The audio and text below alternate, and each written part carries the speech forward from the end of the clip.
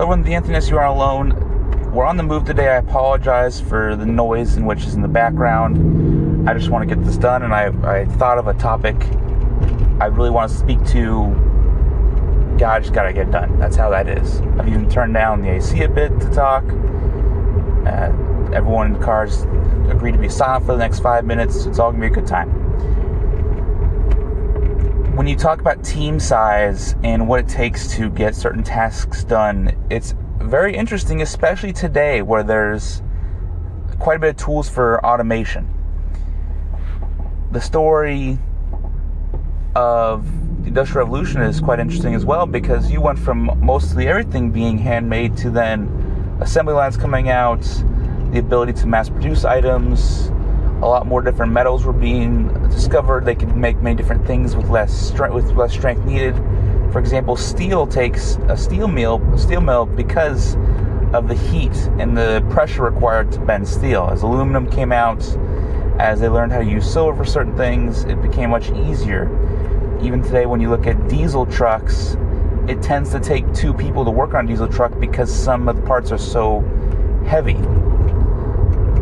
Now, when you look at something maybe a little more relevant to today, where we're doing a lot of marketing, a lot of sales, a lot of retail, there is a bit of overlap between what humans do and what robots and machines can do.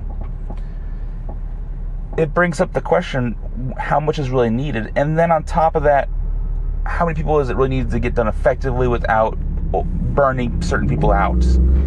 We heard recently certain gaming organizations, I believe Bethesda might have been one of them, I can't recall exactly off my head, where so many individuals, it was for the Anthem game, I remember that, I remember who made that game, so many individuals left for months at a time because they were so burned out from working that the doctor said they need to stop working.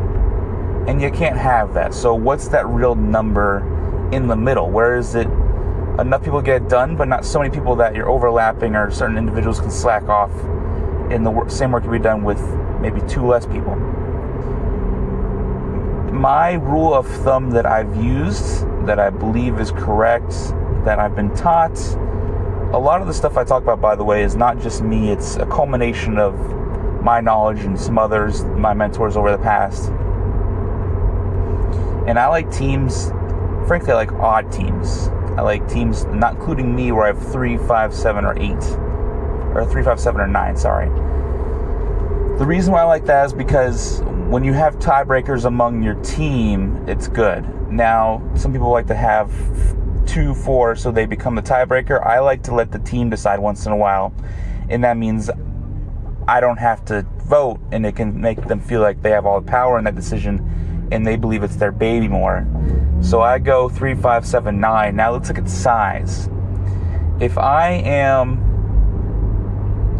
starting a company and I need that first core group of people, I'm looking for 3 core individuals at first.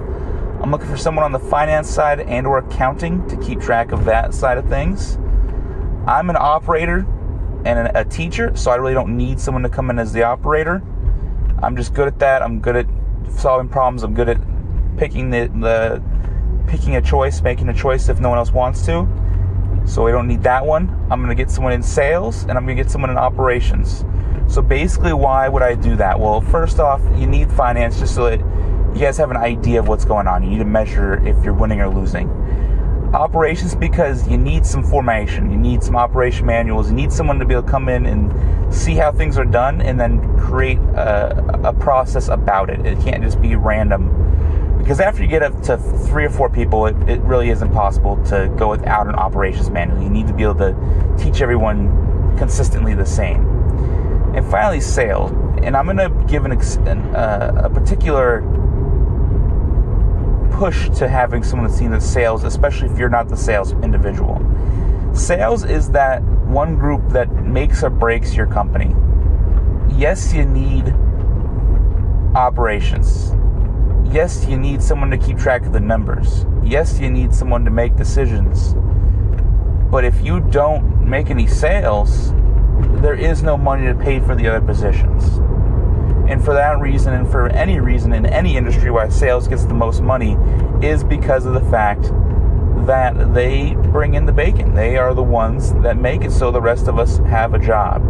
Even as a CEO and owner, if I'm not willing to go out and make sales, my company won't last long, even if it's just me. You got to be able to get some sales in there.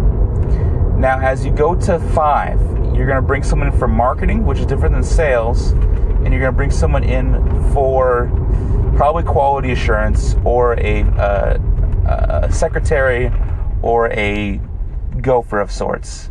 You kind of got to make that decision based on what you need. If everyone's pretty self-sufficient, maybe go to the quality.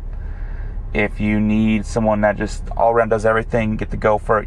Make a decision on that last person. But those are some of like the longs and the shorts for small groups. As you get to 20, 30, 50, 100 people, the dynamic changes, and you have numbers for certain things of how many people you need. And that's just based on what you can't automate. So then what has to be done by human tends to get the most effort. And that's why sales, there tend to be large sales teams, because a lot of people, most people can't do sales, and people that think they can end up failing out. There's a whole conversation in there, but it's already been 6 minutes, 30 seconds on this, so I'm going to leave it at that. I hope that helps people out there making decisions on their first couple teammates in terms of their business or trying to rebuild. And if you want to talk strategy, give me a jingle. You can go to my website, theanthonys.com.